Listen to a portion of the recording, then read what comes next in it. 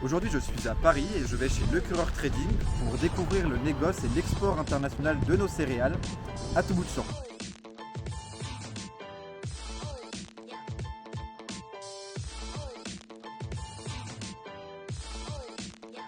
On s'occupe de toute la partie commercialisation des céréales. Donc on travaille les marchés export, à savoir le Maroc, Algérie, un petit peu de Chine, Arabie Saoudite. Soit des importateurs, soit des meuniers qui ont des besoins, qui ont des capacités de stockage aussi à destination. Donc il faut s'adapter aussi un peu à leurs contraintes. On va répondre à une demande.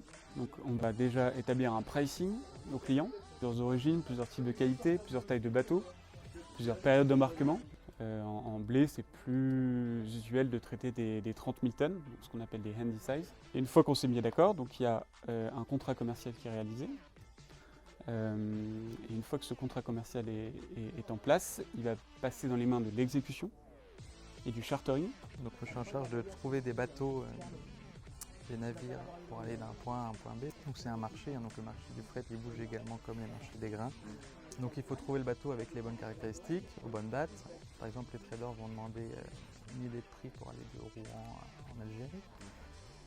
Moi je vais leur donner mes idées, si on conclut une affaire, après je vais aller sur le marché pour chercher un bateau réellement. Les contrats sont saisis par les commerciaux, contrats, fixation des primes, prix, et je fais la vérification de tout ça. Vous êtes finalement chargé du pilotage, du respect de ce contrat et de la coordination entre toutes les parties prenantes.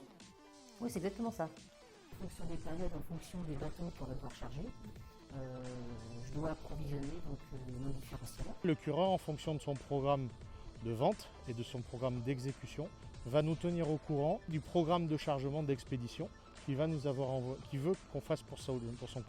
Sur le site qui est derrière moi, on va travailler par exemple avec 3 portiques en simultané. On a besoin d'anticiper la réception de la marchandise pour qu'elle soit correctement mise en place dans les différents silos pour qu'on puisse effectivement travailler avec les 3 portiques en même temps tout le long du chargement du bateau.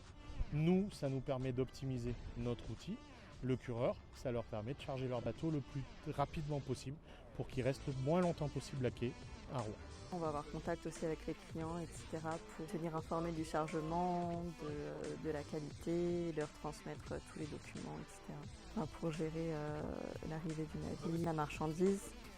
On est en contact avec les agents qui eux sont en contact avec les armateurs pour savoir où se situe le bateau. Les marchandises avaient bien été réceptionnées, donc on reçoit les factures des fournisseurs qui sont déjà transmises à la comptabilité, qui les enregistrent dans le système. Il faut toujours qu'on ait l'accord de l'exécutif avant de payer la facture. Comment se passe le règlement? Dès qu'on a le bon paiement, on fait le virement à la date de valeur, enfin du jour. Et on demande à la banque une preuve comme quoi le virement a été validé. Et nous, on redonne la visite pour qu'il donne aux transporteurs.